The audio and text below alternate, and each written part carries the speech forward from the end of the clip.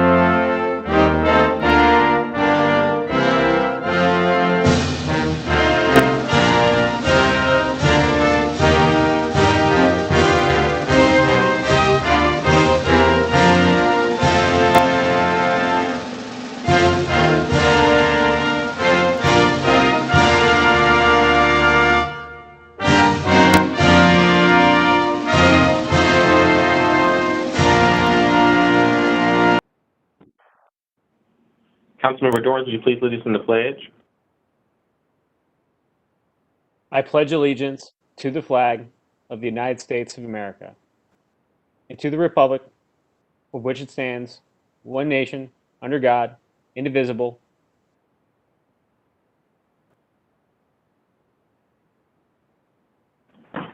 Thank you, Councilmember. This evening we have Minister Anthony McSwain, who is a youth minister at Hozak Street Baptist Church, with us to pray with council. Minister McSwain, it's good to see you, brother.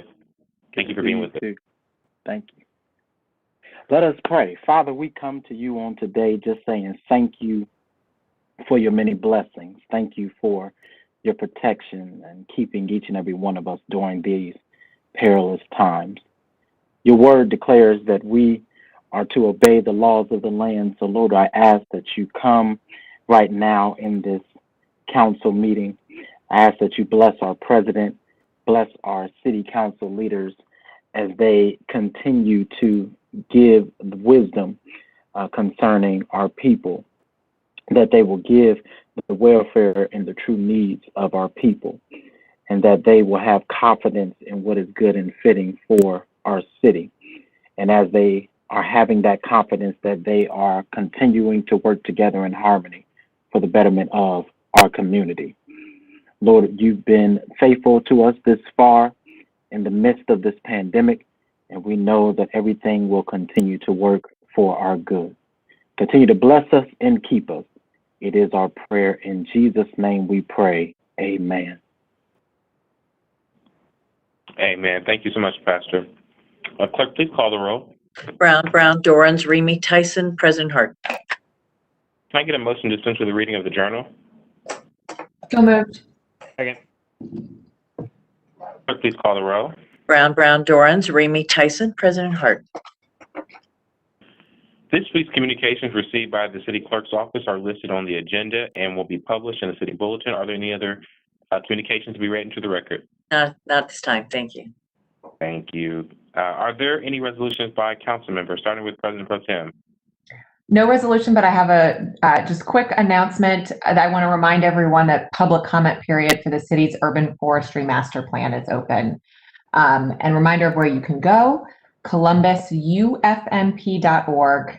And there you'll be able to view the draft plan and submit comments. So please participate. That's all I have. Thank you, Councilmember. Councilmember Mitch Brown. Nothing this evening, sir. Thank you, sir. Councilmember Dorans. Nothing tonight. Thank you. Yes, sir. Councilmember Remy. Thank you, Council President Hardin. I have nothing for you either. All right. Councilmember Tyson. Yes, I do have a resolution.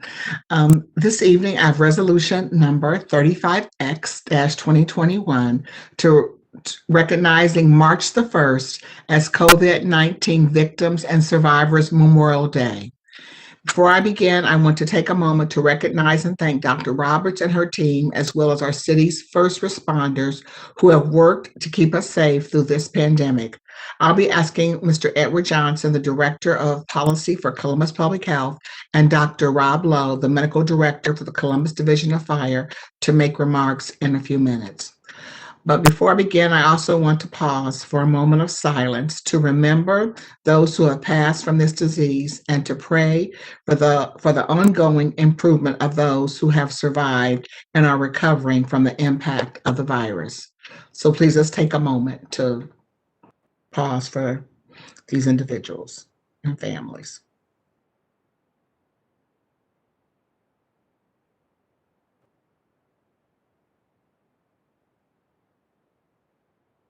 Thank you. I will now read the resolution. It's to declare Monday, March the 1st of 2021 as COVID-19 Victims and Survivors Memorial Day in the city of Columbus, and to thank each of the essential workers that have stepped up to provide the critical services needed to protect our community. Whereas the first Monday in March has been designated as COVID-19 Victims and Survivors Memorial Day. Whereas COVID-19, SARS-CoV-2, is an illness caused by a virus that can transmit from person to person, has spread across the world, creating a global pandemic that is having a catastrophic effect on human life, our community, and our economy. Whereas local and state governments, health departments, and public servants have taken bold actions to protect residents, support struggling local economies, and to find innovative ways to provide services. And whereas in response to the rapid spread of COVID-19 and in response to the stay-at-home orders, essential workers have stepped up to provide critical services to help protect our communities and save lives, sacrificing their own health and safety. And whereas COVID-19 has had a disproportionate impact on low-income communities and communities of color, exacerbating inequities already prevalent in our nation's healthcare system. Inequities which are now part of our national conversation that must be addressed. Whereas public health guidance and policies targeted at prevention and social distancing, employing people to wear a mask in public, and staying home help mitigate the spread of COVID-19, prevent illness, and lessen the burden on individuals and society. And whereas the symptoms and severity of COVID-19 can vary dramatically by individual, and the long-term health implications for survivors is largely unknown, as many survivors suffer with lingering side effects of the disease long after they no longer test positive. Whereas each life lost to COVID-19 pandemic is a life that mattered. Moreover, each loss leaves a hole in the heart of every loved one, family member, and others in our surrounding communities. Now, therefore, be it resolved that this Council of the City of Columbus, that this Council does hereby declare March the 1st of 2021 as COVID-19 Victims and Survivors Memorial Day in the City of Columbus, Ohio, and thank each of the essential workers that have stepped up to provide critical services and needed to protect our community. I'm now going to ask, first and foremost, Mr. Edward Johnson to make comments, and then he'll be followed by Dr. Robert Lowe. Mr. Johnson, the floor is yours. Thank you, Chair Tyson. Thank you, Council President Hardin. Thank you to all of the members of Council. Just the opportunity to speak towards this somber resolution. It is right, it is proper, and it is appropriate that we commit this day of all days to remember the more than 500,000 Americans who have died with COVID-19. The 866 members of our community right here in Columbus should not be forgotten, nor should they be far from our hearts. These were parents, these were siblings, these were children who were taken from us in sudden and tragic circumstances, many of whom passed without the embrace of a loved one to give them comfort and to show them love and compassion when they were most in need of it. To each of those families, Dr. Mashika Roberts and Columbus Public Health grieves with you. We hear that number every day, and it breaks our collective heart. I pray that each of those families is able to find some peace through all of this and through this pandemic. Exactly 364 days ago, our health commissioner, Dr. Roberts, sat with Mayor Ginther to explain the concerns of the forthcoming Arnold Classic and the potential threat of having athletes from every corner of the world descend upon our city. Exactly 363 days ago, our health commissioner stood with Mayor Ginther and Governor DeWine and former Director of the State Department of Health, Dr. Amy Acton, to protect our city and our state as the first major event in the United States was canceled to protect the health of the residents of Columbus, Ohio. But now, nearly 1 year later, we're able to turn our face to a rising sun and to look upon the world with hope. We have 3 separate vaccines that are available and authorized for emergency usage. Columbus Public Health is serving over 1,000 residents a day with these precious life-saving resources. The collective energies of the scientific world have turned towards winding down this pandemic. We're not there yet, but I think the end is in sight when we can hold and embrace our loved ones regularly, just as we remember. So on behalf of Dr. Roberts, on behalf of the over 500 colleagues here at Columbus Public Health, we're happy and glad to participate in this resolution and in this remembrance in recognition of the lives lost, in celebration of the hope that has been found, and in honor of the work of all of our colleagues here at Public Health, all of the emergency medical personnel at fire, and all of the hospital staff and other frontline carers who have helped us throughout this pandemic. And so we're very grateful to be here, and thank you so much for this opportunity, Chair Tyson. Thank you, Mr. Johnson, for your moving comments. Now we'll hear from Dr. Robert Lowe. Thank you, Councilmember Tyson, Council President Hardin, and all members of the council. On behalf of Columbus Fire, on behalf of Chief Hap and the some 1,600 women and men of Columbus Fire, we thank you first for the recognition. We thank you for the thoughts and prayers of our community, both for those who have passed, those who survive with ongoing illness. And we also thank you for the opportunity to serve. It's been an interesting year. It's been a tough year, but it's been in some ways an opportunity for the members of the division to serve. And while we appreciate the recognition, we appreciate even more the opportunity to serve side by side with our partners in Columbus Public Health, with our healthcare partners, and on behalf of all of our first responders here in our community. So thank you. Thank you so much. And to the both of you, please, again, share with the team that you work with each and every day. Continue to tell them thank you and for the work that they're doing to help our community to move through this pandemic. So thank you. And now I move for adoption. Second. Clerk, please call the roll. Brown, Dorans, Remy Tyson, President Hardin.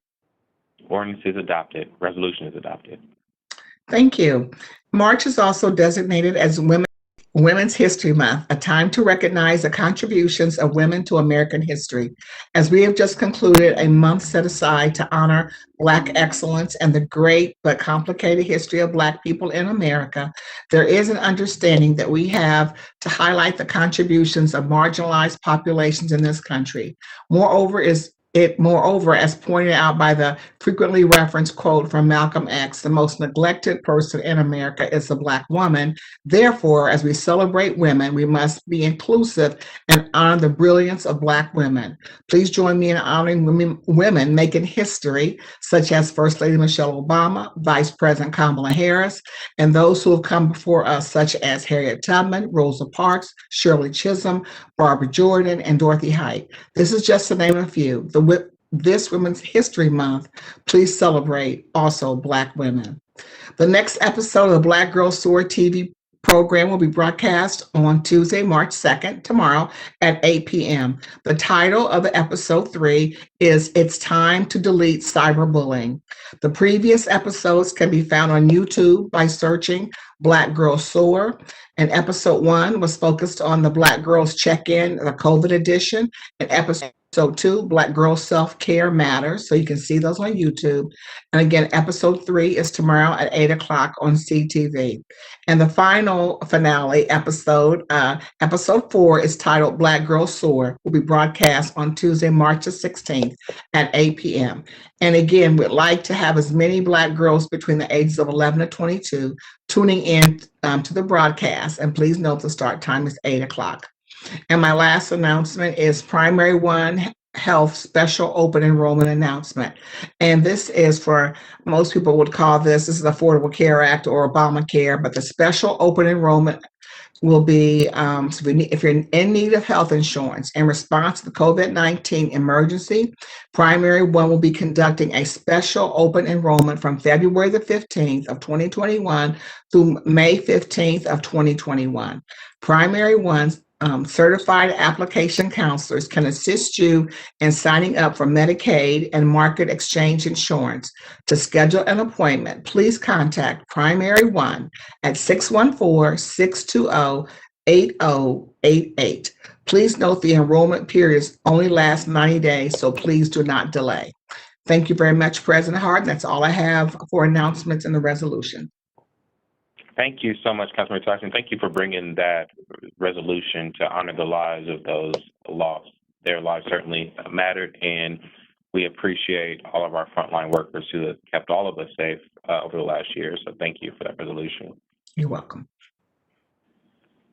On that note, and turning our faces to the shining sun that Edward Johnson talked about, Council is starting to read the numbers of vaccines that City of Columbus and Franklin County have administered. To this point, Columbus Public Health has distributed more than 43,000 total vaccine doses. Based on the state's data, approximately 13% of our residents in Franklin County have received at least one dose at this point. While this is exciting news, we need to continue to exercise our precautions, that we wear our mask, and that we physically distance. I have two announcements for hearings later this week. Tomorrow, March 2nd at 6 p.m., Council will convene a Reimagining Safety hearing. The Saunders Company will present community feedback they gathered during the public engagement process. As we remember, almost 4,000 residents responded to our online survey. Hundreds more submitted ideas across 6 town halls, and the Saunders Company facilitated around a dozen focus groups. If you're interested in providing written testimony or live testimony, you can email my office at zgdavidson@columbus.gov. Additionally, Councilmember Shayla Favor will host a public service committee hearing this Thursday, March 4th at 5 p.m. on Columbus's Vision Zero Action Plan. Director Gallagher, would you like to make any remarks regarding the Vision Zero Action Plan? Yes, thank you, President Hardin, other members of council. Last March, the Department of Public Service joined the mayor and Council President Hardin and many other partners to launch Vision Zero Columbus. This evening, 1 year later, we stand ready to begin implementing our first Vision Zero Columbus action plan, pending its adoption by City Council next week. The time is right for this bold transportation safety initiative. Traffic crash fatalities continue to rise in our community, and we must prioritize protecting lives on our city transportation system. The strategies and actions outlined in this plan will begin to move our community forward for our Vision Zero goal, which is 0 deaths and serious injuries from crashes on Columbus streets. The action plan identifies equitable solutions for all who travel on our system: pedestrians, cyclists, motorists, and transit users. I encourage residents to see the full Vision Zero Columbus Action Plan 1.0 at columbus.gov/Vision Zero. On Thursday at 5 p.m., Councilmember Favor will host a virtual Columbus hearing on this plan. It will be streamed live on CTV, the city's YouTube page and Facebook page. I encourage our residents to join the hearing. Thank you, President Hardin. Thank you so much, Director. And if you would like to provide testimony, please email Councilmember Favor's office at aalibon@columbus.gov. That's AALIB as in boy, AN as in Nancy at columbus.gov. Both hearings will be streamed on Council's Facebook page and the city's YouTube channel. Are there any comments by our elected officials? I see our auditor is with us. Somebody from the city, Ms. Talia is with us from the treasurer's office. Good to see you. If there are not, are there any requests by members of council to remove an ordinance or resolution from the consent portion of the agenda? Seeing none, may we now have a motion to waive readings of the titles of 30-day legislation by the clerk? So moved. Second. Thank you. Clerk, please call the roll. Brown, Dorans, Remy Tyson, President Hardin. Thank you, Madam Clerk. Will the clerk now read into the record the ordinance number of 30-day legislation on tonight's agenda for first reading? Finance Committee, Ordinance 429-2021. Public Utilities Committee, Ordinances 107, 290, and 311-2021. Public Service and Transportation Committee, Ordinance 444-2021. Economic Development Committee, Ordinance 355-2021. Rules and Reference Committee, Ordinances 416, 494, 495, 496-2021, and Zoning Committee Ordinances 464, 468, and 469-2021. Thank you, Madam Clerk. We have speakers on the first reading. We have speakers for piece of legislation 0494-2021 and rules and reference. This first speaker to come before council is Jerry Rhodes.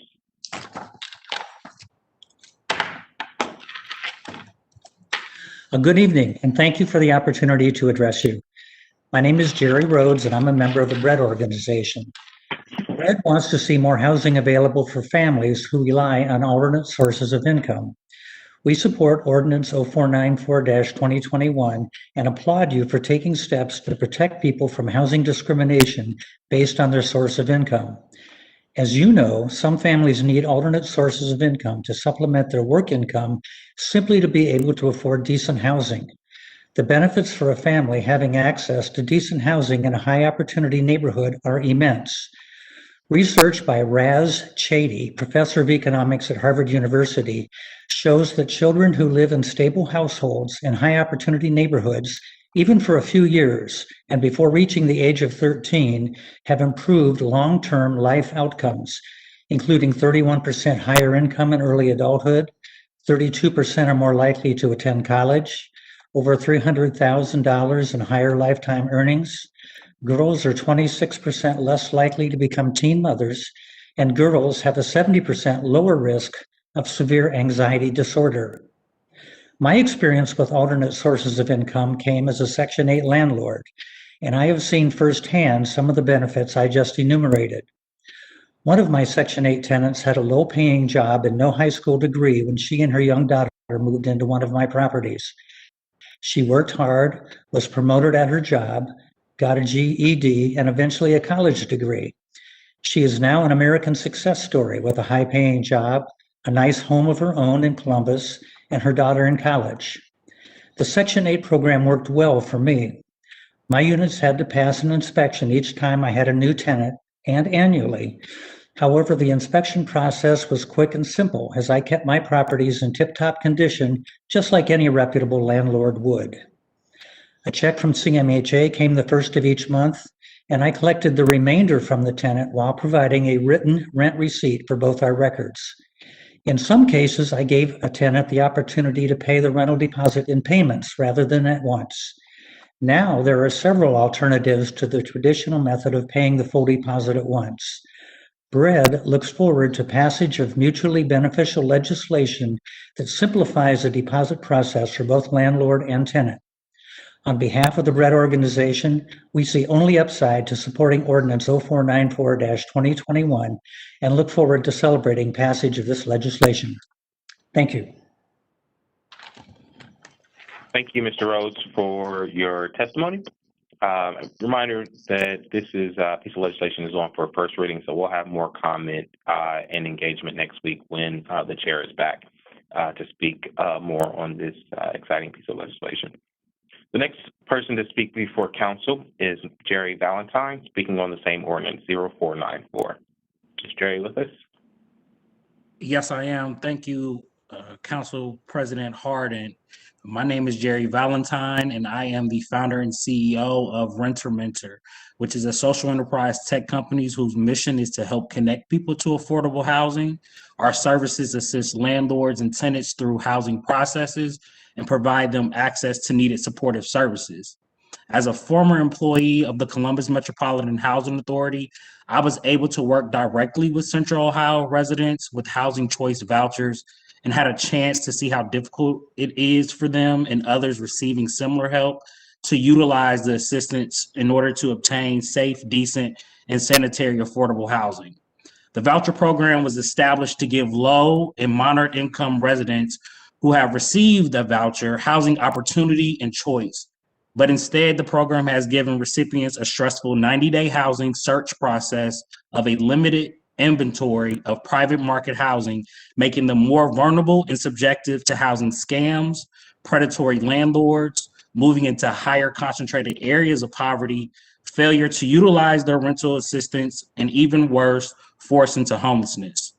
For all landlords who have connected with a voucher holder and is interested in participating in the Housing Choice Voucher Program, must go through a 3-step HUD compliance process that is orchestrated by the Columbus Metropolitan Housing Authority. The 3-step process consists of submitting a request for tenancy addendum, passing a housing quality standard inspection, and executing a housing assistant payment contract with the Public Housing Authority. The basic structure of the Housing Choice Voucher Program is governed by federal law and regulations, which all property owners should already be following these housing quality standards to some degree. This structure is intentional in order to protect federal dollars, but more importantly, to protect the core rights of tenants and landlords participating in the program. Although HUD sets the majority of the program rules and regulations, the Public Housing Authority has discretion to determine many important elements of the administrative process of the program. This is an important point to highlight because participating landlords need to know they can voice housing choice voucher administrative issues and concerns at a local or federal level and demand for public housing authorities to use their discretion to implement reasonable policy changes, especially if issues are reoccurring and are common throughout the public housing authority's jurisdiction. How public housing authorities use their discretion has implications for how families, property owners, and communities experience and perceive the program.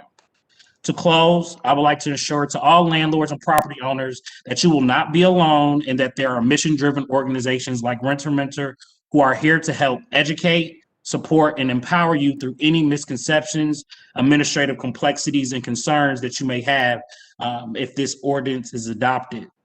It will take a community effort to make sure we are giving all residents of the dignity of determining where they would like to live and have access to all rental housing, and not just the city of Columbus, but in all of the Central Ohio region.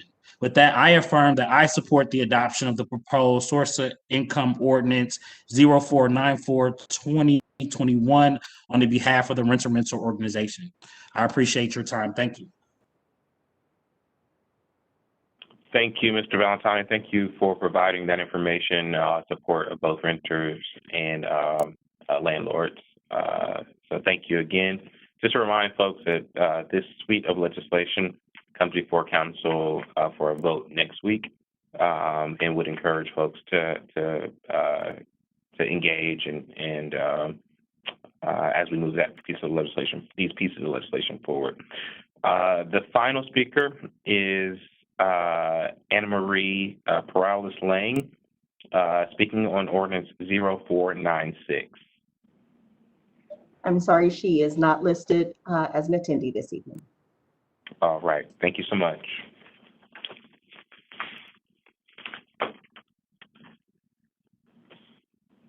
May we, the following ordinances appear on our agenda as consent actions. Will the clerk now read those ordinances into the record, please?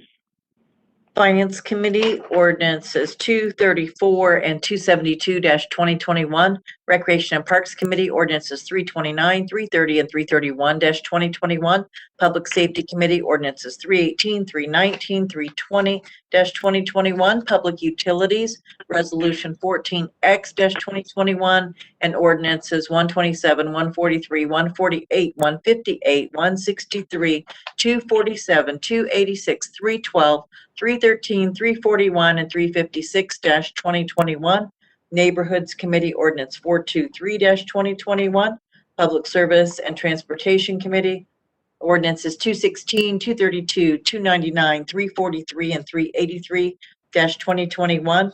Economic Development Committee Ordinance 273-2021. Small and Minority Business Committee Ordinances 377, 378, 379, 380, 381, 382-2021.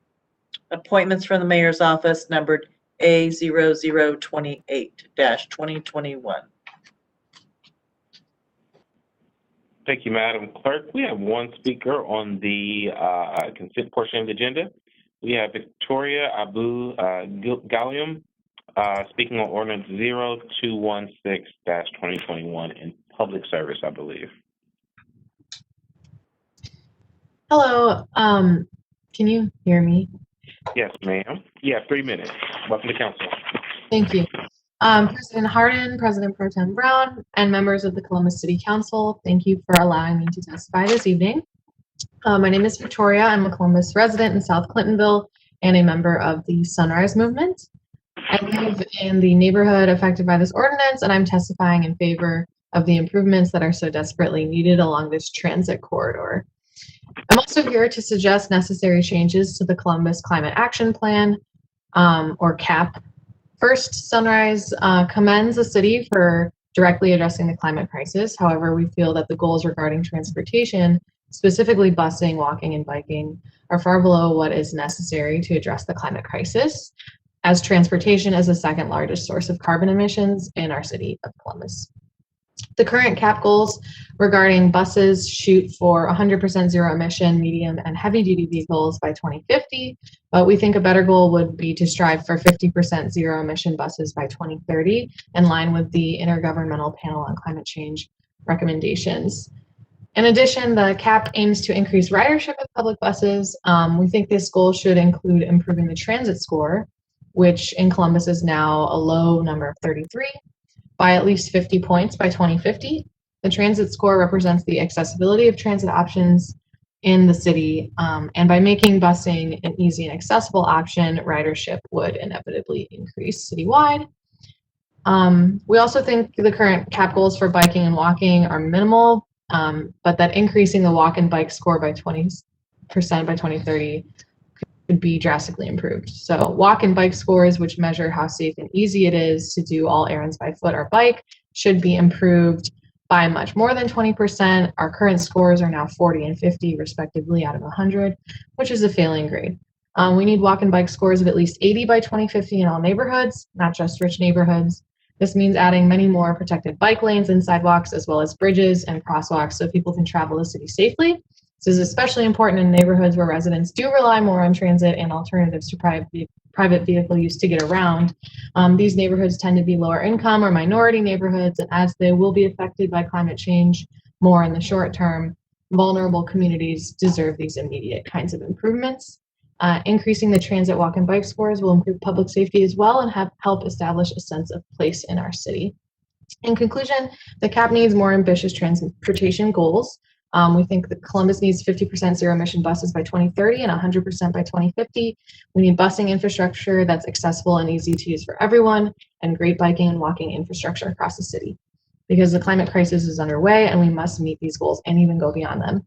The citizens of Columbus deserve as much. Thank you.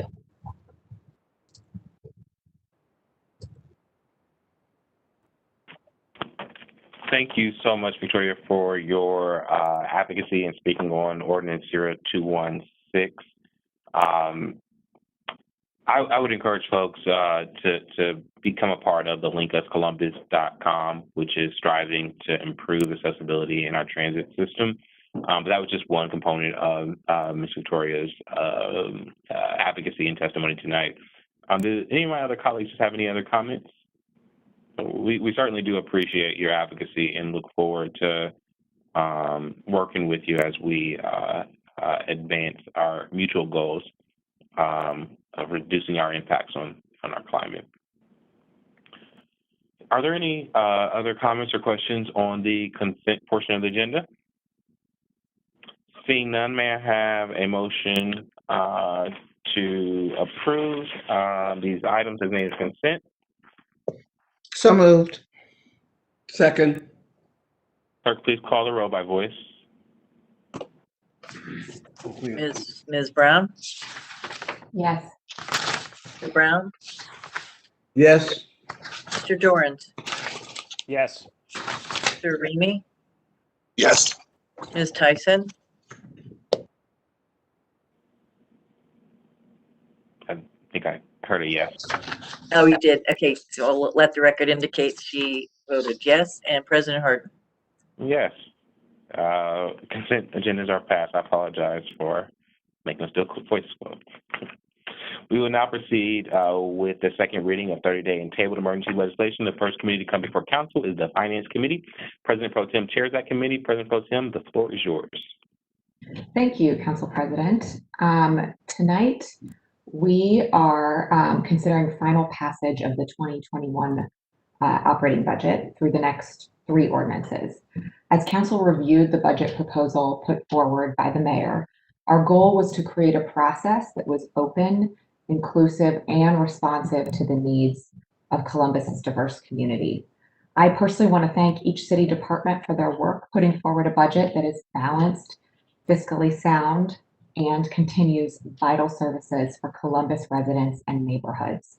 I also want to thank the Department of Finance for their very hard work year in and year out on the multiple budgets, but the operating budget being, I think, one of the most laborious there is. Director Lombardi, speaking of you and your team, would you like to share any brief remarks on the budget? Sure. President Hardin, President Pro Tem Brown, other members of council, as you indicated, the operating budget is a very long process. We start that process typically in June, where we provide information to our departments based on the Department of Finance and Management's estimated revenues for the coming year. As you know, this year in June, the auditor revised her current estimate, and our departments worked hard to fill that gap of $41.5 million. Through June through November, we continue to work with departments in the mayor's office to craft and develop all the budgets. In October, we typically receive the official estimate from the city auditor that tells us what our resources are for the coming fiscal year. And the administration has about 30 days to formulate the finalization of that budget so that the administration can submit budgets to City Council's consideration on before November 15th. I want to thank the mayor for his steady leadership throughout this process and all my department heads who worked with us throughout the 4 or 5 months of 2020 to get to this point tonight, and to the city auditor and council members and Councilmember Brown for your leadership as finance chair. If there are questions, I can answer them for you, but thank you. Great. Thank you, Director. I'm going to share a little more information and then open up for questions or comments from council members to you or anyone. As you noted, since the budget, there's a whole process to propose the budget, and then since it was proposed by Mayor Ginther last November, Council held its public hearings to review it. This year this budget cycle, we held more than 22 hours of public hearings to review provisions and receive public feedback. And this was accomplished through nearly double the number of hearings held in previous years, with a full half of them focused exclusively on reimagining public safety to help us meet the critical need in our community. We also added a layer of engagement, working with the Saunders Company to collect survey responses and convene focus groups to gather as much input as we could to guide our work. Again, with a specific focus on reaching people who normally aren't able to attend public meetings. And frankly, that's most people. Even in this pandemic, we know that it's hard for people to engage virtually, in person, because of constraints on people's lives and time. On February 11th, and that's why we did such an extensive process. On February 11th and February 22nd, Council introduced amendments to the budget informed by the insight and input that we received from residents during this hearing process. One of the primary changes Council made is the creation of 4 separate funds, which direct $40 million into these key areas. And I've said them before, but I'm going to repeat them because it's key to what we're considering here tonight. The first is to protect families impacted by the COVID-19 crisis through direct aid programs like rent and utility assistance. To support small businesses, and the second is to support small businesses and community partners, helping to rebuild our economy. The third is to continue high quality city operations during uncertain economic times. And finally, the fourth fund is to build a safer city for all through our reimagining public safety efforts. And I want to acknowledge that this budget is only a step. Frankly, we were not able to make all the changes to the budget that I hoped for, that I thought would be prudent, and that I thought would be visionary for our city, especially in the area of reimagining safety. But we have this budget before us, and its passage will not only maintain the delivery of city services, but it will also move critical resources into the community in the midst of one of our most challenging years. So let's use this budget as a foundation to continue our momentum moving Columbus in a better, more equitable direction. I firmly believe that's possible, and this budget is a step towards that. Are there any comments from my colleagues or questions from council members? We do have speakers on the agenda tonight. So I will pause for questions first, and if I hear none, then I will move to speakers. Okay, hearing none. Our first speaker is Jonathan Groner. Miss Angie, you see Mr. Groner? Yes, Dr. Groner, actually, but thank you. We hear you, Dr. Groner. Go ahead. Okay, thank you, Councilmember Brown, President Hardin. I'm a pediatric surgeon, and I've treated injured children in Columbus for about 30 years. I'm testifying to speak in favor of 2502-2020, the Finance Committee, which is to support the National Network for Safe Communities. I've cared for many children injured by gunfire, and these are among the most difficult and saddest cases that I see. So I'm asking today for the Columbus City Council to authorize continued funding of the National Network for Safe Communities, NSC, because I would like to see fewer of these heartbreaking cases. The COVID-19 pandemic, which other council members discussed, began almost exactly 1 year ago, closed schools, businesses, and public events. I was actually hopeful that shutting down the entire city would reduce the number of children getting shot. In fact, the exact opposite proved to be true. The number of children shot in 2020, and by shot, I mean those are injuries seriously enough to be hospitalized, actually doubled compared to previous years. The number of deaths sadly doubled as well. The victims of these shootings are predominantly Black children who live in the inner city.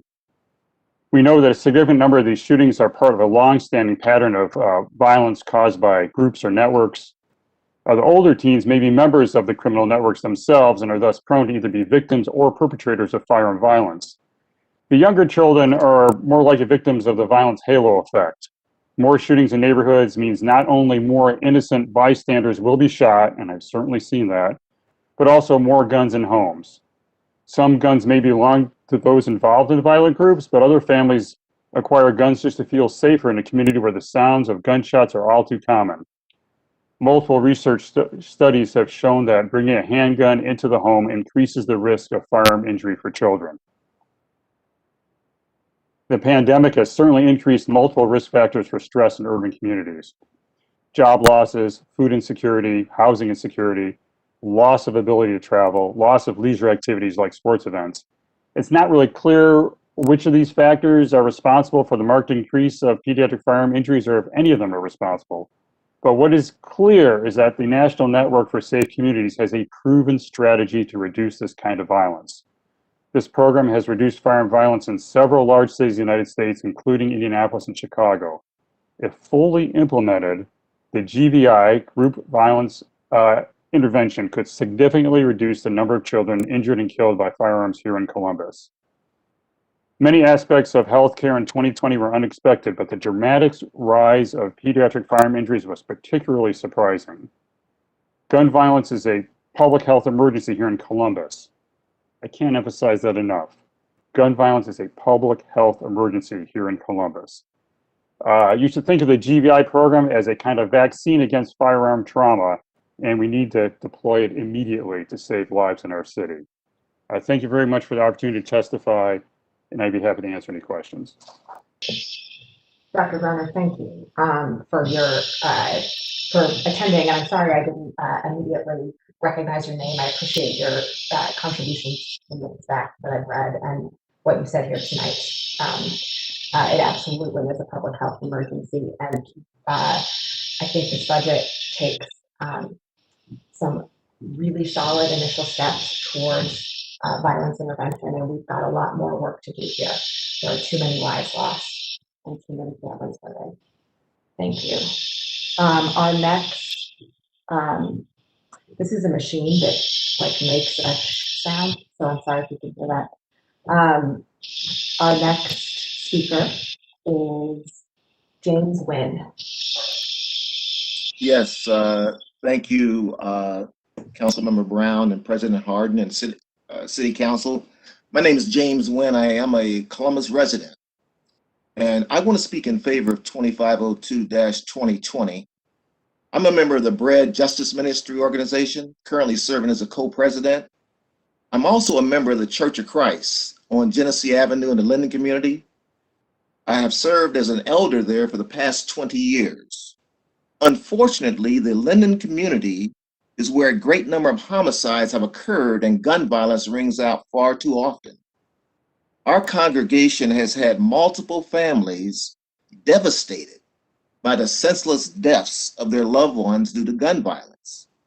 We have hosted far too many funerals of young African-American men for our members, and also community members have held funerals at our church building also. We must put a stop to the small number of violent offenders who are responsible for the majority of homicides and violence in our community. I personally had a cousin gunned down as he answered his front door about 15 years ago on the east side of Columbus. Young men are dying before they have really had an opportunity to realize their full potential in life. Families have been torn apart. Revenge has been enacted time and time again, really with no end in sight amongst this small group of people. However, I do see a proven solution that exists with the National Network for Safe Cities run by David Kennedy. They have a track record across the country of reducing the homicide rate by an average of about 40%, which potentially would have saved about 60 lives in Columbus on last year. My question is, why wouldn't the city council put this total program in effect with fidelity, which would include the 2-year contract with this organization for an additional $200,000, which really seems a small price to pay to save lives and decrease family trauma and devastation that is taking place in our community. We all realize that you cannot really put a price tag on the value of a life, but the $200,000 seems to support this gun violence reduction intervention strategy is a small part of the total budget. But it really could have one of the largest impacts in the quality of life that all citizens in Columbus can enjoy. If you, the city council, will not address this problem with an effective program to reduce gun violence in our community, then who will? On behalf of the Bread organization and the Church of Christ on Genesee Avenue from the Linden community, I urge you to support the 2-year contract, which will make a real difference in our community and save lives, which is really the most valuable resource that we have available in our community. Thank you for your time. I appreciate it. Mr. Wynn, thank you very much. And thank you to Brad for the work you've done advocating on violence intervention. We have your contact information, so we will follow up our $10 million, the funds that council set aside for reimagining public safety has violence intervention investments that we'd love to talk to you about, as well as that builds on the violence intervention investments in the mayor's proposed budget. So we will follow up with you, and I really appreciate you taking the time here tonight. Then our next speaker on 2502 is Mr. Barry Fellner. Hello. Hi. It is truly a blessing to be before you. My name is Barry Fellner. I'm a long-term Linden resident, and I worship at the same Church of Christ that Brother Wynn, who just spoke to you, serves at. I'm one of the grief counselors there, and so I know what's going on in the Linden area. I am here to urge you to financially support the Department of Safety's efforts to continue that contract for $200,000 with the National Network for Safe Communities under the leadership of David Kennedy. And let me tell you why. In the neighborhoods in Linden, the gun violence is getting worse and worse every year. In the past few years, I have found it necessary to call the police to inform them of nearby gunshots. And it gets scary. And so living in a neighborhood where this is coming up in your face regularly gets to be quite intimidating. And recently, my wife and I decided that we were going to get a brand new roof, improve our home. And as the workers were proceeding to tear the old roof off, we found a bullet embedded in our roof right above where my wife and I sit. That was very bothersome.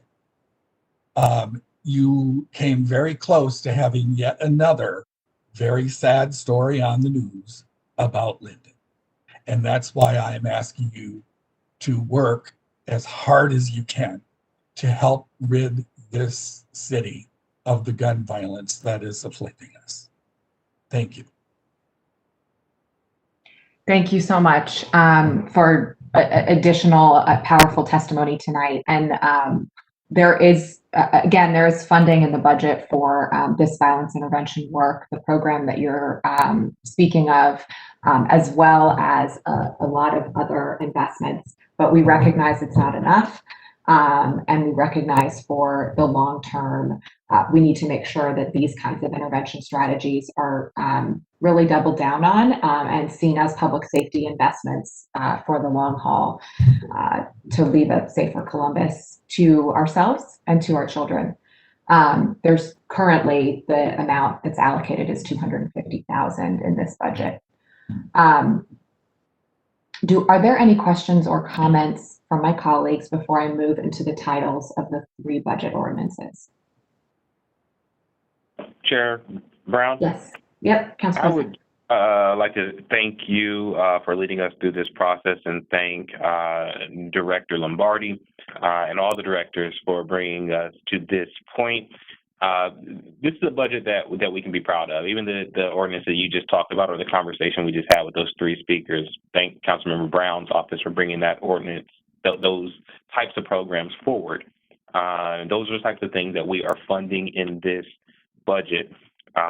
It's a balanced budget, it's responsible, and invest in critical neighborhood services, especially public safety. As you stated, Chair, Council did amend this budget to invest in COVID recovery with $30 million committed for struggling families, for small businesses, and for frontline workers in our departments who are working to fight this virus. As you also stated, this budget creates a $10 million fund to reimagine safety to implement reforms in the Division of Police and to hire neighborhood level anti-violence teams. I am sincerely grateful to my colleagues for working through this budget in a deliberative way, in a thoughtful process. We didn't always agree on every issue, but what we are voting on tonight is a strong budget that supports our cities moving forward and in recovering from this virus. So I just want to thank you and my colleagues for getting us to this point. Well, thank you, Council President. As I noted a couple meetings ago, it was an non-traditional process for me, given that I had a baby in the middle of it. So you and your team and the entire team at City Council, the Legislative Research Office, were incredibly instrumental to the process and to getting us to this point where we really are. The budget we passed last year was pre-pandemic. We weren't having to make these crisis considerations, and this budget is one that reflects the crisis we're in, and again is a first step or an additional step towards a more equitable city. Equitable budgets create equitable cities. Any other comments from colleagues? Okay. All right, hearing none. I'm really not good at seeing anyone, so please speak if I didn't see you. All right, I will read the three titles now of the three budget ordinances for passage. Ordinance 2502-2020 to make appropriations for the 12 months ending December 31st, 2021 for each of the several object classes for which the City of Columbus has to provide from the monies known to be in the treasury of said City of Columbus in the fund known as the General Fund during the said 12 months from the collection of all taxes and from other sources of revenue, the amount of $970,263,958 to authorize an appropriation within the Basic City Services Fund, to authorize transfers from the Basic City Services Fund to the Reimagined Safety Fund and to the Economic Stabilization Fund, to authorize transfers from the General Fund to the Job Growth Fund, Public Safety Initiatives Fund, and the Neighborhood Initiatives Fund, to authorize an appropriation within the Jobs Growth Fund, and to declare an emergency. I first request to remove this ordinance from the table.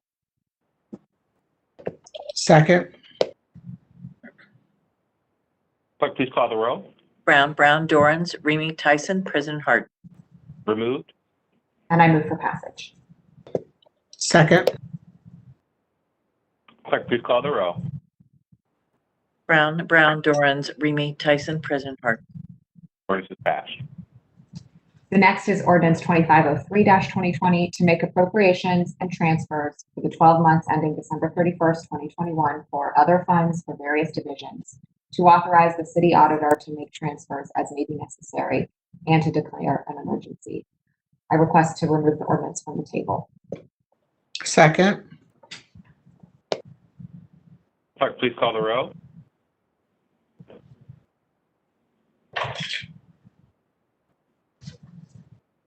Clerk, please call the roll. I'm sorry. Brown, Dorans, Remy, Tyson, President Hardin. And I move for passage. Oh, and I move for passage. Second. Clerk, please call the roll.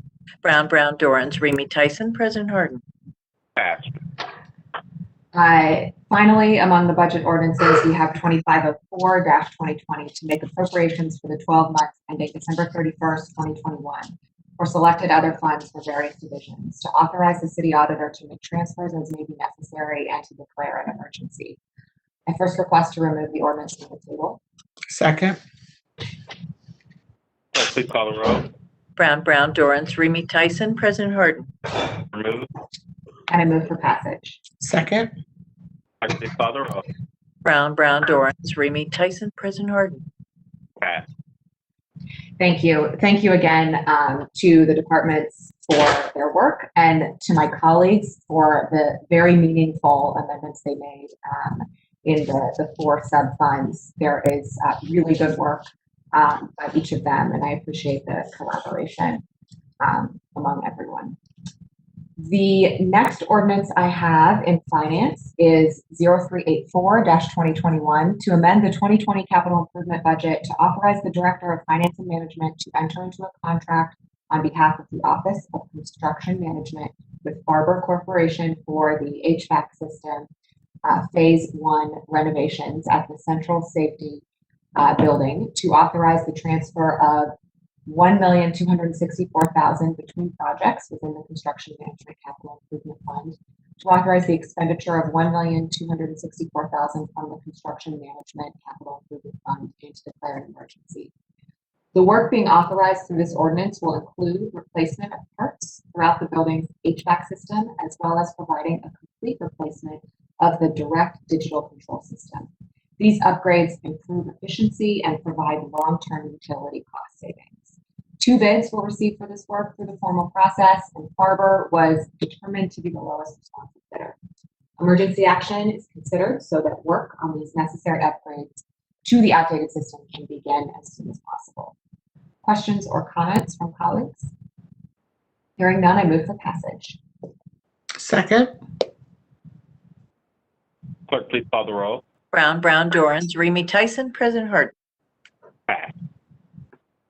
Thank you. And then next, finally in finance, we have ordinance 472-2021 to authorize and direct the Director of Finance and Management to enter into a grant agreement with Columbus Urban League in support of the Right to Recover initiative, to authorize an appropriation within the Basic City Services subfund, to authorize a transfer between subfunds, to authorize an appropriation and expenditure within the general fund, and to declare an emergency. This is not the first time that you've heard me bring an ordinance for the Right to Recover program, because it continues to connect with families through the Columbus Urban League, and we're continuing to collaborate and support the program. Back in October of last year, City Council launched the Right to Recover program utilizing federal CARES dollars in partnership again with Urban League. The program, as a reminder, offers low-income workers who contract COVID one-time emergency financial relief to help them take time off work and isolate and recover according to public health guidelines before returning to their job. The fact of the matter is people can't make that choice on their own when they're choosing between their paycheck or their health. It is an impossible choice. But with this ordinance, we are extending the Right to Recover program, extending that emergency financial relief through the first half of 2021 to continue supporting workers in our community impacted by COVID. We know the infection rate in Columbus has consistently been around 4 times higher for Latinx residents and twice as high for Black residents when compared to white residents. This program is helping to address that disparity. Since its inception, the Right to Recover program has aided nearly 800 low-income workers. More than 79% of recipients were people of color. 62% were African American specifically. The Columbus Urban League estimates the additional funding being authorized through this ordinance will help them provide assistance to approximately 570 additional residents in need through the middle of 2021.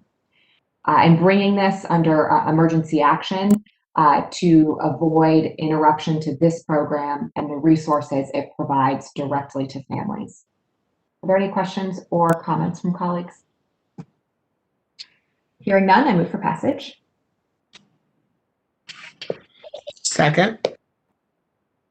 Clerk, please call the roll. Brown, Dorans, Remy Tyson, President Hardin. Passed. Council President, may I move to the Recreation and Parks Committee where I have an ordinance? Please. Thank you. Ordinance 323-2021 to authorize and direct the Director of Recreation and Parks to accept a grant from the Ohio Department of Education in the amount of $2,500,000 for the 2021 summer food program, to authorize the appropriation of $2,500,000 to the Recreation and Parks Grant Fund, to authorize the director to enter into an agreement with Columbus City Schools in the amount of $2,300,000 for the preparation and delivery of meals for the summer food program, and to authorize the expenditure of $2,300,000 from the Recreation and Parks Grant Fund. The summer food program is administered by USDA through the Ohio Department of Education. It represents a partnership between Rec and Parks and CCS to provide healthy breakfasts, lunches, and snacks to children in need during the summer months. The program will serve approximately 150,000 breakfast meals, 250,000 lunch meals, and 90,000 snacks to thousands of children at 200 sites throughout the greater Columbus area. The ongoing COVID-19 disruptions continue to highlight how vital meals provided through schools are to children and families. Hunger doesn't end when children can't go to school, whether that is during the summer or because of safety precautions. And learning doesn't stop either. Our children deserve nourishment and nutrition 365 days a year. The summer food program is an important support that provides the food children need to continue growing and learning over the summer. Any questions or comments? Hearing none, I move for passage. Second. Clerk, please call the roll. Brown, Dorans, Remy, Tyson, President Hardin. Pass. Thank you. That's all I have in my committees. Thank you, Madam Chair. The next committee coming for council is the Public Utilities Committee. That committee is chaired by Councilmember Dorans. Councilmember, the floor is yours. Thank you, Council President. Can you hear me? I was having trouble with my audio earlier. All good. Thank you. Tonight in Public Utilities, I have ordinance number 0030-2021 to authorize the Director of Public Utilities to modify and increase the 2020-2022 Construction Administration Inspection Services Agreement with DLZ Ohio Inc. for the Division of Sewage and Drainage Mainline Lining Near South Blueprint Area Project to authorize a transfer of up to $1,272,838.83 within an expenditure of up to $1,335,502.54 from the Sanitary General Obligation Bond Fund to authorize an amendment to the 2020 capital improvement budget. This project includes the repair of existing sewers and the construction of new sewers and green infrastructure. The majority of the project will reduce infiltration to the city's sanitary sewer system, which will reduce sanitary sewer overflows to basements and waterways in the near south area. Do any of my colleagues have any questions or comments? Seeing none, I move for passage. Second. Clerk, call the roll. Brown, Dorans, Remy, Tyson, President Hardin. Pass. Thank you. Next, I have ordinance number 0104-2021 to authorize the Finance and Management Director to associate all general budget reservations resulting from this ordinance with the appropriate universal term contract purchase agreements for the purchase of materials, supplies, and services for the Division of Sewerage and Drainage, Jackson Pike Wastewater Treatment Plant, and to authorize the expenditure of $1,210,000 from the sewerage operating funds. The parts, materials, and services from these contracts are used to monitor, maintain, and repair equipment for various processes throughout the Jackson Pike Wastewater Treatment Plant as required by federal and state standards. Do any of my colleagues have any questions or comments? Great. Seeing none, I move for passage by voice. I second. And I'd also like to call the vote by voice. Roll by voice. Ms. Brown? Yes. Mr. Brown? Yes. Mr. Dorans? Yes. Mr. Remy? Yes. Ms. Tyson? Yes. President Hardin. Abstain. Thank you. Next, I have ordinance number 0111-2021 to authorize the Finance and Management Director to associate all general budget reservations resulting from this ordinance with the appropriate universal term contract purchase agreements for the purchase of materials, supplies, and services for the Division of Sewerage and Drainage, Southern Wastewater Treatment Plant, and to authorize the expenditure of $1,546,000 from the Sewerage Operating Fund. Similar to the previous ordinance, this is for parts, materials, and services, but for the Southerly Wastewater Treatment Plant. Do my colleagues have any questions or comments? Seeing none, I move for passage by voice. I second, and I'd like to call the roll by voice. Ms. Brown, Yes. Mr. Brown, Yes. Mr. Dorrance, Yes. Mr. Remy, Yes. Ms. Tyson, Yes. President Hardin. Abstain. Thank you. Lastly, we have ordinance number 0285-2021 to authorize the Finance and Management Director to associate all general budget reservations resulting from this ordinance with the appropriate universal term contract purchase agreements for the purchase of materials, supplies, and services for the division of sewerage and drainage, sewer maintenance operations center, and to authorize an expenditure of $3,175,000 from the sewerage operating fund. These contracts are used for lawn mowing services, weed and vegetation management. The contracts are also used for parts, materials, and services to monitor, maintain, and repair equipment at the Sewer Maintenance Operations Center as required by both state and federal law. Do any of my colleagues have any questions or comments? Seeing none, I move for passage. Second. Clerk, please call the roll. Brown, Dorrance, Remy, Tyson, President Hardin. Pass. Thank you, Council President. That's all I have in my committees this evening. Thank you, Mr. Chair. The next committee to come before council is the Public Service and Transportation Committee.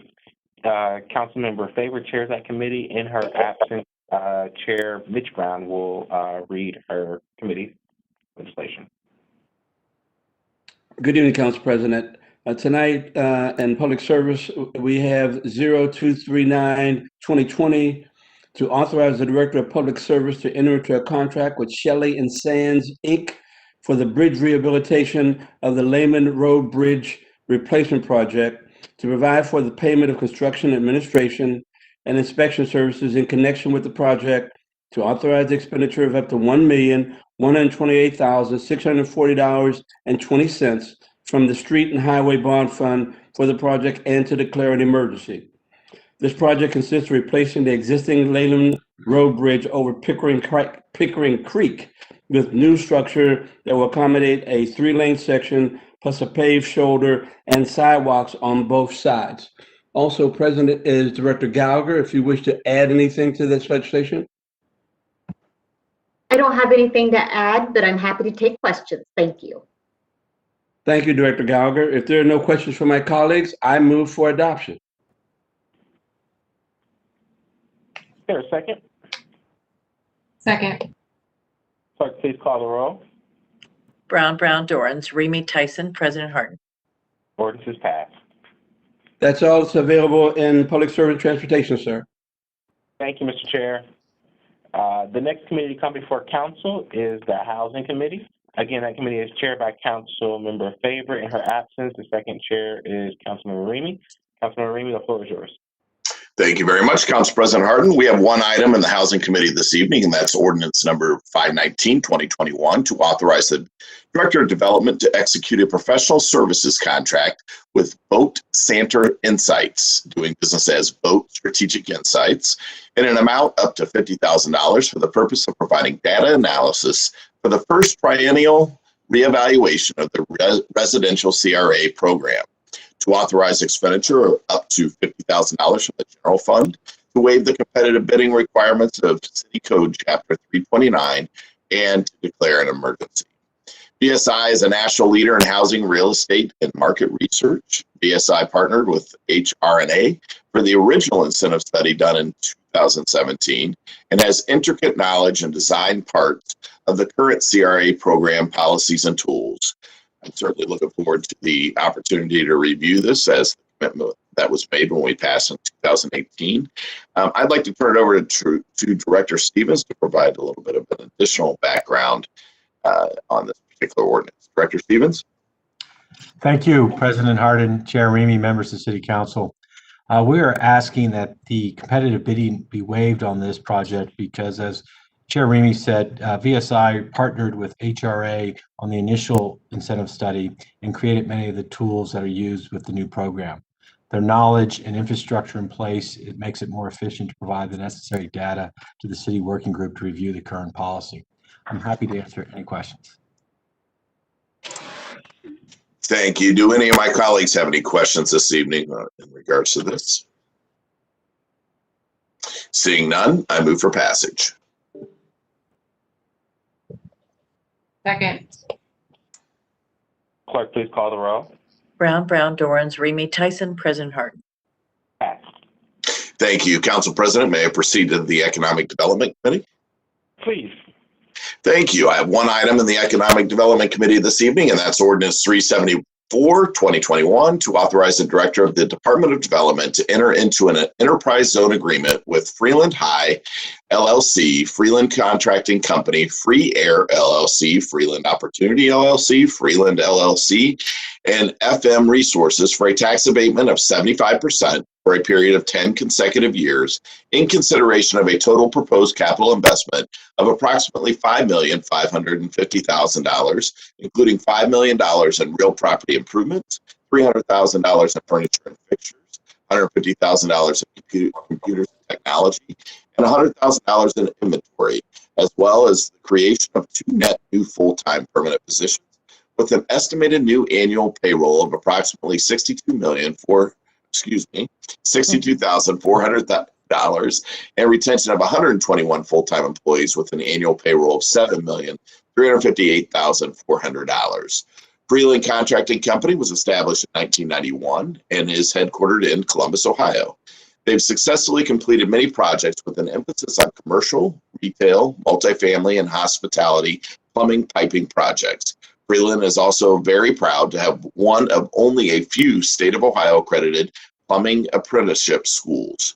Freeland Contracting Company, Free Air LLC, Freeland Opportunity LLC, and Freeland LLC are related and subsidiary companies of Freeland High LLC, and FM Resources is a wholly owned professional employer organization and the employer of record.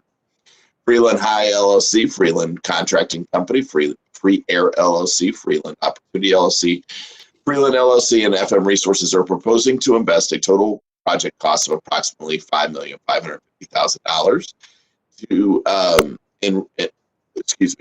including $500,000 in real property improvements to renovate a building of 14,918 square feet and construct 2 new 12,000 square feet buildings located at 2295 South High Street, Columbus, Ohio. The company anticipates that the development of the proposed project will lead to the creation of 2 net full-time positions with an estimated payroll of $62,400. That will also include the retention of 121 full-time permanent positions with an estimated annual payroll of $7,358,400. The Columbus City School District has been advised of this project. This legislation is presented as 30-day legislation. And we do have one speaker on this ordinance this evening, Mr. Joe Motil. Mr. Motil, welcome back to council. A reminder, you have 3 minutes. Please state your name, your address, and any group you may be associated with. Thank you, Councilman Remy. President Hardin, Pro Tem Brown, members of City Council. Can you hear me? Yes, sir. Okay, thank you. President Hardin, Pro Tem Brown, members of City Council. Once again, we have to listen to the spewing of more garbage about how yet another business in Columbus that's been successful and profitable for decades, yet all of a sudden needs a handout. And why? Because of how well they've done for themselves, that they can expand their operations to become more efficient and make even more money, or as you seem to believe that the taxpayers are morally obligated to reward successful and profitable businesses for retaining their workforces, and in this case, adding 2 jobs at $15 an hour. Or is it because they have an apprenticeship program or hire interns, just as any successful company does? Or maybe once again, Director Stevens will allege that the company threatened to leave and uproot their headquarters of nearly 40 years if they don't get an $8,100 a month tax savings. Or maybe the owner of the company with its $1.6 million mansion in Upper Arlington is truly having a difficult time making a go at it. Well, I doubt it. And it goes without saying that the company is undoubtedly aware of the generosity and reliability of the mayor and city council when it comes to handing out tax abatements on such a regular basis, which has become a time-honored weekly tradition. Once again, giving away much needed property tax revenue that Mayor Ginther himself conceded is needed by recently stating, quote, school districts, levy agencies, developmentally disabled, all those incredibly important services that come from property tax revenues. But as property tax values grow quickly, we know they are displacing many folks at lower level incomes, and it adds to the challenge of homes insecurity. Quote, end of quote. These words come out of the mouth of our mayor, who states he's promoting opportunities for every citizen in every neighborhood in Columbus. But to the contrary, these blanket tax abatement policies are depriving every citizen and every neighborhood of any such opportunity. And then last week, the hypocrisy of the city council introducing and voting to support a resolution titled, quote, recognizing Public Schools Week in Columbus, stating that, quote, universal access to a high quality public education is one of the most effective ways we can assure equitable access to opportunity for every citizen in Columbus in the U.S. Public education is a foundational building block of our society, end of quote. But yet, at last week's meeting, you continued to defund public education by handing out another unnecessary tax abatement to another member of the Columbus Partnership, at this time for $1.1 million, while giving out no less than $377 million in tax abatements over the last 64 months. And tonight, you will vote on a tax abatement for $981,000, which I doubt any of you will display the leadership or political courage to do what is right for the citizens of Columbus. And you will vote in favor of this tax abatement while ignoring one of the most obvious and detrimental contributing factors that deny people in Columbus of economic and social opportunity. I would encourage you, please, to vote no. Thank you. Thank you, Mr. Motil. Director Stevens, would you like to share your perspective on this ordinance before I turn it over to the operations officer at Freeland?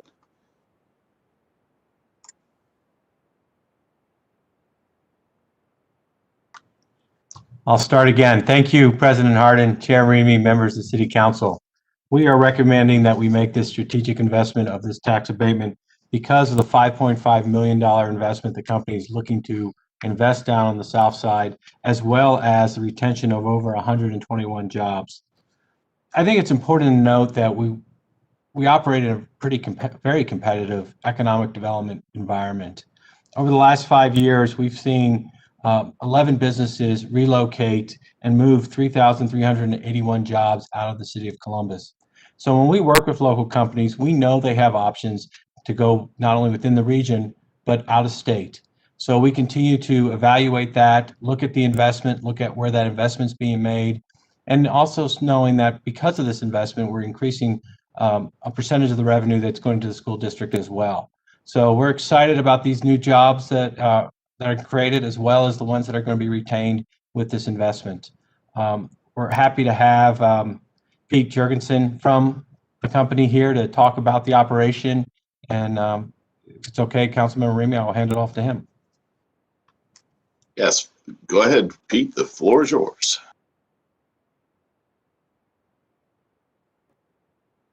We're very excited about our South High location. We think this is going to be an exciting place to be with the growth that's going on in that area. We think that with some of the things going on there, like the Fort and the Wild Ohio Brewery and the winery that's up there, this will give us an exciting area to place our office, which will allow us to maintain and our quality of employees that we have here. Again, like I said, we have 121 full-time employees now, and this funding will help us get this office started sooner than it would be normally possible, which allows hopefully to continue to keep people employed here in Columbus and ultimately fund the school area that we have here. So that's all I have, unless somebody has some questions. Thank you very, very much. Are there any questions or comments from my colleagues this evening? Scanning the horizon, I see none. Thank you so much, Mr. Jorgensen. We appreciate the investment and certainly look forward to increasing your presence on the south side. With no questions, I move for passage.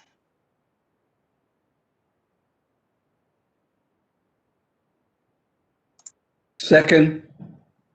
Clerk, please call the roll. Brown, Dorans, Remy, Tyson, President Hardin. Passed. Thank you very much. That's all I have in the Economic Development Committee. President Hardin, may I move on to the Environment Committee? Please.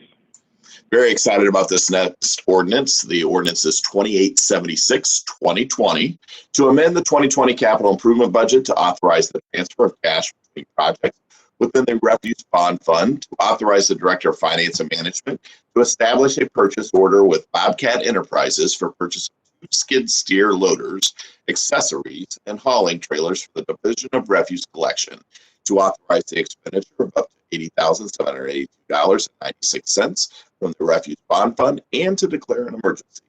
The purpose of this ordinance is to authorize the Director of Finance and Management to enter into a purchase order with Bobcat Enterprising, Inc.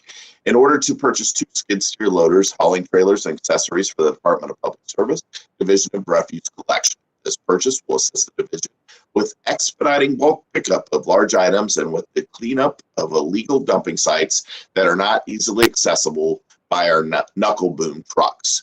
The purchasing office advertised a competitive bid in accordance with Section 32906 through our vendor services department. The city received 4 bids that were received and opened on October 19, 2020 as follows, which was Bobcat Enterprises, second was Southeastern Equipment, Zimmer Tractor Technology International Inc. The award is to be made to Bobcat Enterprises as the lowest and responsible and best bidder for all lines of this bid at $80,782.96. Director Gallagher, do you have any comments about this particular ordinance this evening? Thank you, President Hardin, Chair Remy, and members of council. The Division of Refuse Collection continues to focus on fighting illegal dumping during the pandemic. This is an essential service to our neighborhoods. Illegal dumping crews are working on alley cleanups while abiding by critical safety measures and social distancing to stop the spread of coronavirus. These skid steer loaders and hauling trailers are the best tools for us to use to clean up these dumping sites. So far in 2021, 630 tons of illegal dumped trash and nearly 6 tons of tires have been cleaned up by the refuse collection crews. In addition, 27 charges have been filed so far in 2021 against illegal dumpers, with 3 convictions, 2 dismissed as part of plea deals, 1 failure to appear, which resulted in a bench warrant issued, and 21 pending cases awaiting for upcoming court dates. The changes that you allowed us to make to Title 13 and the focus that Mayor Ginther has put on this issue under his Clean Neighborhoods initiative is helping us to send the message that our neighborhoods are not dumping grounds. Thank you, Councilmember Remy, for your continued support of these critical efforts. And that's all I have. Thank you very much, Director. And of course, thank you to your team, the Administrator, Tim Swager, solid waste inspectors, and all that have made this possible, this ongoing effort to help to eliminate illegal dumping within the city of Columbus. And certainly we appreciate the mayor's help with that as well. So if there are no questions or comments from my colleagues this evening, I move for passage. Second. Clerk, please call the row. Brown, Dorans, Remy, Tyson, President Hardin. Passed. And that's all I have in the Environment Committee. Council President, may I move on to the one item that I will be reading in Health and Human Services this evening?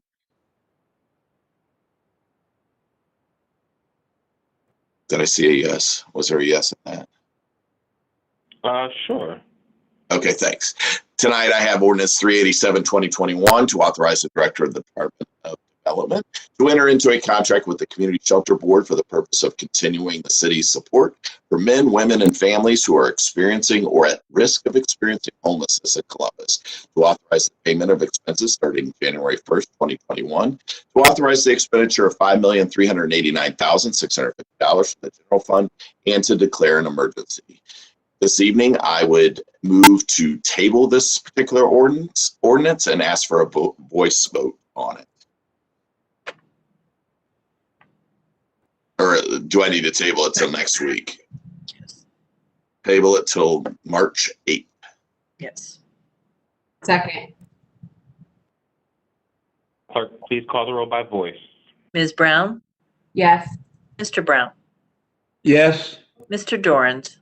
Yes. Mr. Remy? Yes. Ms. Tyson? Abstain. President Hardin. Yes. Ordinance is tabled for 1 week. And that concludes my ordinances this evening. Thank you to Second Chair Remy. for reading that piece of legislation. The final committee to come before council is the Small and Minority Business Committee. I chair that committee. I have, let's see, we have two ordinances in this committee this evening. These ordinances are 2 of the 8 special improvement district and disbursements on the agenda tonight. Special improvement districts are neighborhood organizations that the residents create, voluntarily increasing their property taxes in order to pay for community goods like marketing services, litter cleanup, and more. Across these 8 special improvement districts, we're passing more than $6 million for neighborhood services and small business support. So I have ordinance 0375-2021 to authorize the appropriation expenditure up to $3,100,000 from the Short North SID Fund. Authorize the Director of Development to enter into a contract with the Capital Crossroads Special Improvement District of Columbus in the amount of $3,100,000 and to declare an emergency. The Department of Development submitted an amendment to the clerk's office to correct a typo in this legislation. The appropriation and expenditure are both coming from the Capital Crossroads SID funds, not the Short North SID Fund. For background, in 1999, the Capital South Community Urban Redevelopment Corporation, the Columbus Chamber of Commerce, and the Columbus Department of Trade and Development initiated an effort to work with downtown property owners to create a special improvement district, or a SID, in the core area of downtown. Property owners were surveyed and overwhelmingly were in support of creating a SID. The SID was created for a 5-year period and was reauthorized for additional 5-year terms in 2006, in 2011, and in 2016. In 2016, the SID's petition was accepted and approved by the Columbus City Council by ordinance number 0610-2016 and passed on March 14, 2016. Are there any comments from my colleagues? Seeing none, I move to amend as submitted to the clerk. Second. Clerk, please call the roll. Brown, Dorans, Remy, Tyson, President Hardin. Ordinance is amended. I move for passage. Second. Clerk, please call the roll. Brown, Dorans, Remy, Tyson, President Hardin. Ordinance passed. Thank you. Finally, I have ordinance 0376-2021 to authorize the appropriation and the expenditure of up to $1 million from the Discovery SID Fund. Authorize the Director of Development to enter into a contract with the Discovery Special Improvement District of Columbus in an amount of up to $1 million and to declare an emergency. In 2003, the Discovery District Development Corporation asked Capital South Community Urban Redevelopment Corporation to initiate an effort to work with Discovery District property owners to create a special improvement district, or a SID, on the east side of downtown. The SID was created for an initial 5-year term and was reauthorized in 2010 and again in 2015. Are there any comments from my colleagues? Seeing none, I move for passage. Second. Clerk, please call the roll. Brown, Dorans, Remy, Tyson, President Hardin. The ordinance is passed. Seeing no further business to come before council, may I have a motion to adjourn? So moved. Second.